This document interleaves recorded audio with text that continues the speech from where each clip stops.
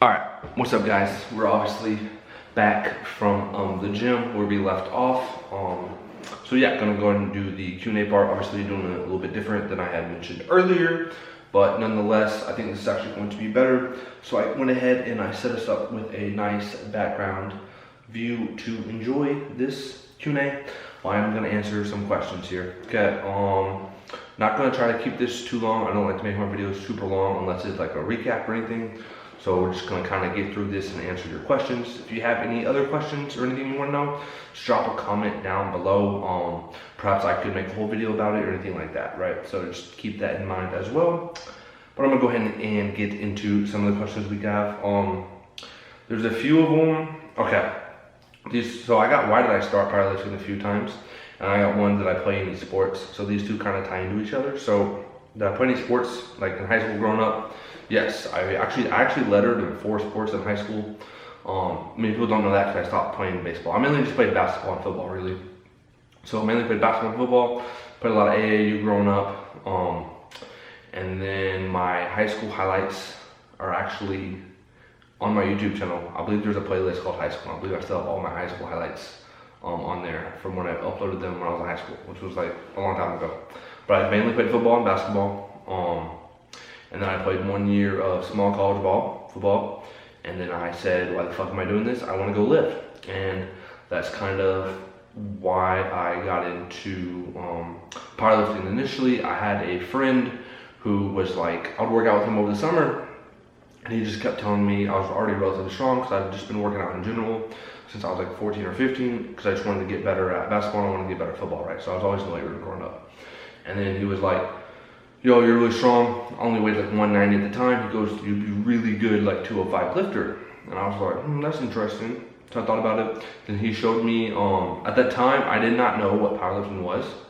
This was like 2016, 2017, around there. I didn't really know what powerlifting was. I thought it was like old fat guys with like double ply. So that's really what I thought it was. I thought it was like multiply, right? So not double, I don't know why I said double, but I thought it was like multiply old fat guys because that's just what was in my head at the time with powerlifting. I did not know that raw was an option. I did not know a lot of the top lifters are jacked as fuck. But when I learned that, it really changed a lot, right? I saw guys like Russ, Charlie Dixon. I just saw these guys like Ashton and them. They weren't fat, they were jacked. Because at the time, I was like, I don't want to be fat, I wanted to be lean. So I was like, why would I want to be fat and do this, right? So when I saw those guys, and I saw like they were actually well built, and that they were like, obviously they're winning, but they were well built, and then I was like, oh, you can be strong and jacked. And then that kind of flipped the switch that like powerlifting wasn't just these fat dudes and multiply, right? There was like raw lifting, it was like a real thing, right? So yeah.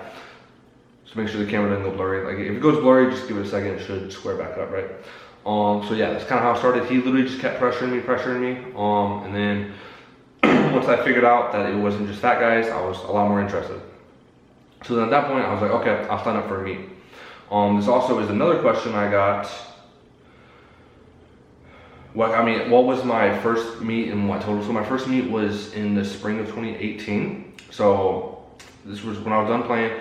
I've already decided I wanted to do powerlifting. Like it was already well decided. And so I was like, let me sign up for a meet. So spring of 2018, I went and did my first meet. I weighed in like 200 pounds. I benched 340, well, I squatted 452, I benched 341, and I deadlifted 500, which was the first time I actually deadlifted 500. I went into that meet, I just had a singlet and a belt. I didn't have any wrist wraps, any knee sleeves or anything. So I didn't know if I was gonna stay in the sport. I didn't know if I liked it. So I just bought the bare minimum, ended up loving it. Obviously, we're still in here. It's basically my life now. But at that point, I totaled 1293, which is a little bit misleading because, yeah, I totaled 1293, but you can go back and watch my first meet video. I have YouTube videos on this channel that go all the way back to when I was prepping for my first meet into my first meet. If you want to see how weak I was then compared to now, it's actually night and day. I was always squatting high in training. I don't know like who let me do that. Obviously I let myself do that, but anyway. So my total 1293 that meet. What's crazy is I probably could have totaled like 1350, probably at least 1330 to 1350 because all my lifts were RPE like like around 8. Like I had plenty of room on all of them, except for maybe deadlift. Bench was effortless. I was so worried about the pause on bench. So I didn't have a handler or anything for my meet. I showed up by myself, didn't really know what was going on. I read the rule book 2 or 3 times. I watched a whole bunch of YouTube, showed up by myself at my first meet, figured it all out on the own, and that was good. But I was so worried about the pause on bench. I opened up at 308 on bench that day. My last warm-up was 315. I was just that worried about the pause that opened up at 308. And then I realized it wasn't as bad as I thought it was. For some reason, I had it in my head that it was gonna be like a 5-minute pause. Okay, so I realized it wasn't as bad as I thought it was, and then boom. Obviously, I was good after that. I jumped from like 308 to like 330, and then I ended up at 341. I had a super close grip bench, but it was, yeah, it was pretty good. All right, so next question. My favorite lift of all 3 is probably what everyone's clicking. I feel like people have this notion that like, because Instagram highlights it, that like all 3 lifts are gonna feel great all the time, which I feel like, at least for me, I know for like a lot of my friends and people I train, it's like very rarely do all 3 lifts click. So whatever one I like the most or whatever one's clicking. Usually I probably like squat the most on by default. I do enjoy deadlift as much as I don't like it sometimes, and then I enjoy bench. People just assume I like bench because I'm a relatively good bencher, but bench is super boring to train, so I don't always like bench, you know what I'm saying? Definitely probably squat, but it also like fatigues me a lot, right? So keep that in mind. Let's see here. What are signs of bad programming? And then we got what is good programming. So I'm gonna kind of lead off this good versus bad programming. I had some thoughts about this because obviously I already saw the question. So I'm gonna start with what is bad program. I'll start with what is good programming, okay? Good programming, I'll just put this in powerlifting context just to make it simpler, right? Good programming obviously is gonna be revolved around the big 3. And it's going to be so good programming looks a lot simpler than people who don't know anything would think. Or the people who know a little bit to not anything would think, right? Most people who know something know how simple good programming looks, right? Like it's nothing crazy.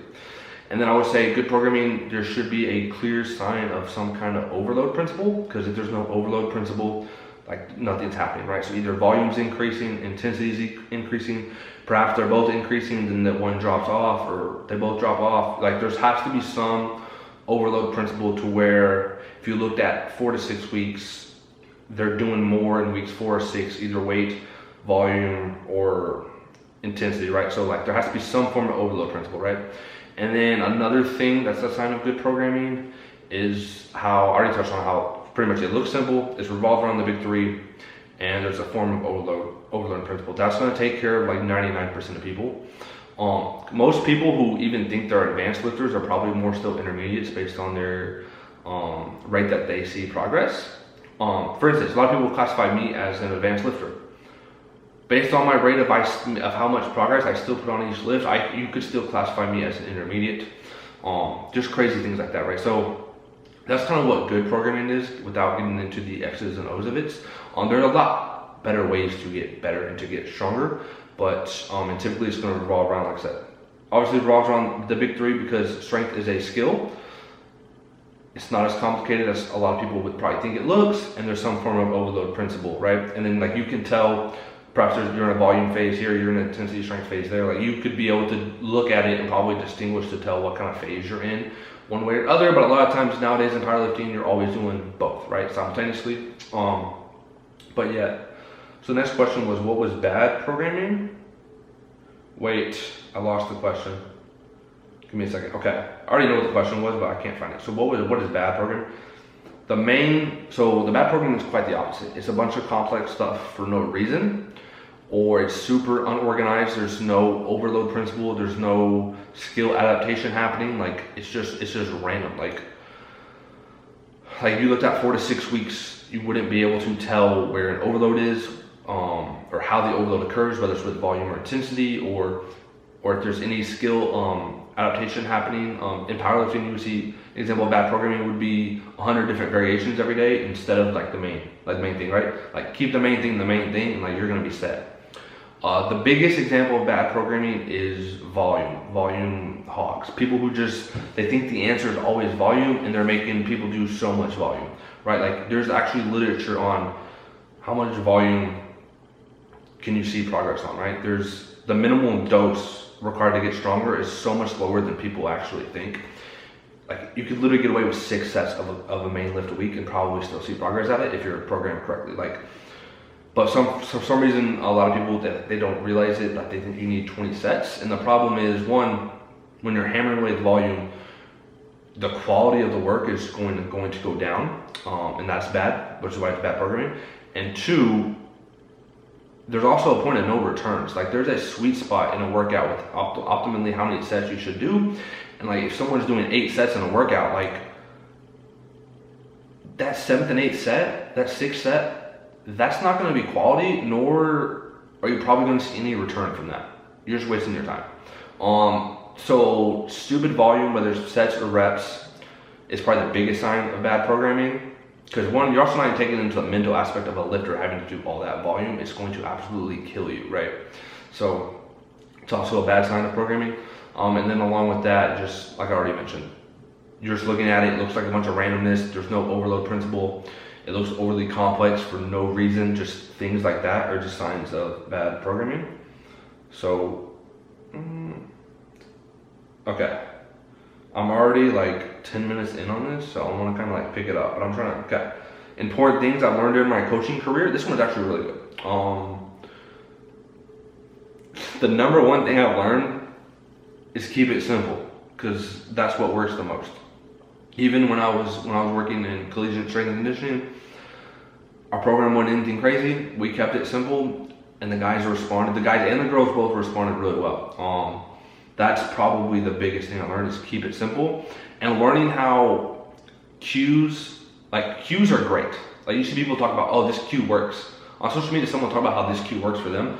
I'm always hesitant because I found a cue might work for somebody, but then there may be a cue I don't like, but I realize it might be what this person needs to hear.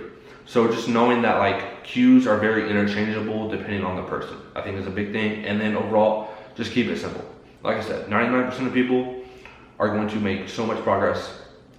Like in short, you could literally do 3x5s twice a week for probably 5 years and just wave the loading, like just make a loading, like do a wave loading pattern, like you would probably see a lot of progress there. So just keep it simple, right? A best thing about coaching others is so a lot of people, you're just now starting to see it now, a lot of people always are limited in what they think they can do. And I think when you help them see that, hey, you can do so much more, they limit their own progress by what they believe. So just opening up their mind and making them believe that they can do so much more. And when they see how much better they can actually be just by believing they can be better, it's going to do a lot for someone. And that's probably the coolest thing, is when you see it click. And then obviously the PRs come and go, but just when they say just things like, oh, I never thought I would be here, but now I'm here, things like that, right? So helping them believe and realize like their ultimate potential. That's super like cliche answer, but like definitely an answer. A few more here. How did I become a flex coach? So I'm waiting for the blur. This is actually kind of a lot. So I've been under Joey for like 3 years. I reached out to him in 2018 to work with him. Maybe it was 2019. I don't remember. It was like we've been together so long. That's all I know. And then from there, that point, so it didn't really nothing. It kind of came about the past several months. I don't know what happened. We were talking one day about training. Obviously he saw what I was doing. I had have the education, not that that means anything obviously, but I had the education. I had the experience. I was a personal trainer. I've been a personal trainer for like 5 years now. I've been in the powerlifting scene for like 3 or 4 years now. I've been in college training and conditioning for a year. So we were just kind of talking about like career paths, honestly, and then it just kind of like came up, and then I just thought I'd be really interested basically, and then we had to kind of figure some other stuff out. He had to make sure I was good and that like I could do it. Kind of had to go through like training, right? Go through the fire a little bit, as he would say. And then next thing you know, everything was good. And yeah, everything kind of took off from there. But it was like a culmination of me just doing what I do in my life and my career up until that point, and just the timing was right, the opportunity was right, and just a lot of things kind of had to come together, and it just ended up being like a good fit and a good, like the timing was really right, honestly, on that. This video is going to be a lot longer than I wanted it to be, but that's okay. So yeah, that's what I would say with that. I hope that made sense. I kind of just jumping along, right? Okay, so I'm gonna answer one more. There's one more good one on here, I think I wanted. Oh wait, I think that was the last one. Okay. Okay, so I covered all the main ones. I hope that really covers it. But yeah, appreciate you guys watching. If you made it this far, I really appreciate it. My shirt, this is a Marty McFly pop. It says Back to the Future. I just wanted to plug that. It's one of my favorite movies of all time. So I hope you guys enjoyed this video. Like, comment, subscribe, whatever you want to do, you do it. I'll be here either way. New videos, whenever. I might do a new video every week. I don't know if I don't get lazy. But anyway, appreciate you guys hanging out, and I'll see you guys next time. Tell me, can you see the stars? We're just running for